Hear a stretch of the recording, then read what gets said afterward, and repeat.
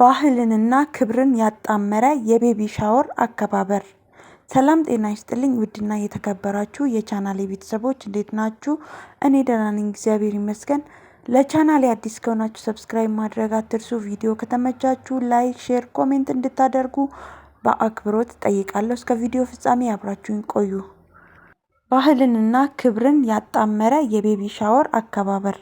በዘመናችን ቤቢ ሻወር እያሉ ከባህልና ስነ ምግባር የራቁ አከባበሮችን የሚያዩበት በዚህ ሰዓት ይህች ኢትዮጵያዊት እህታችን ከባለቤቷ ጋር ያሳየችውን ትልቅነት ሊደነቅ ይገባል።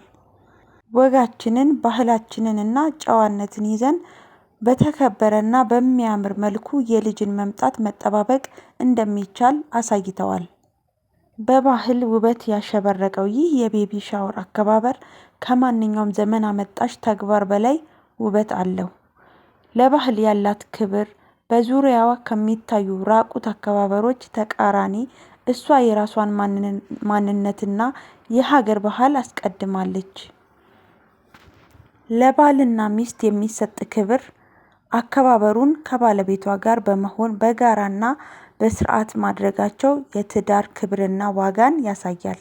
ለዚች ክብርት ኢትዮጵያዊት እና ባለቤቷ ከልብ የመነጨ ክብርና ምስጋና ይገባቸዋል።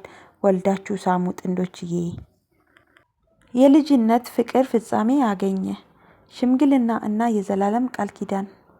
ከጥቂት ጊዜ በፊት ተንበርክኮ ከልብ በሆነ ስሜት ታገቢኛለሽ ብሎ ለጠየቃት እና የብዙዎችን ቀልብ ለሳበችው ድምፃዊትና ሞዴል ሰርቲና ዜና አለን። ያኔ በደስታ እሺ ውዴ አገባሃለሁ ያለችው ፍቅሯ አሁን ትልቁን ምዕራፍ ሊሻገር ነው። ባሏ ማን ነው?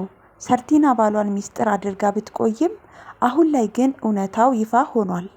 ባለቤቷ ሌላ ሰው ሳይሆን ከልጅነቷ ጀምሮ አብሯት ያደገ የልቧ ሰው መሆኑን ገልጻለች። ጊዜ፣ ፈተናና እድሜ የሌለበት እውነተኛ ፍቅር። የልጅነት ፍቅር አይገኝም ይባላል። እውነት ነው። ዛሬ ሰርቲናና ባለቤቷ ያንን ያልተበረዘ ፍቅር አክብረው ለትዳር መድረሳቸው እጅግ ደስ ያሰኛል። እንኳን ደስ አላችሁ ውድ እህታችን ሰርቲናና ባለቤትሽ። መልካም የትዳር ዘመን ይሁንላችሁ። በፍቅርና በመተሳሰብ ዘመናችሁን ሙሉ አድርጉ። ወልዳችሁ ሳሙ። መልካም የትዳር ዘመን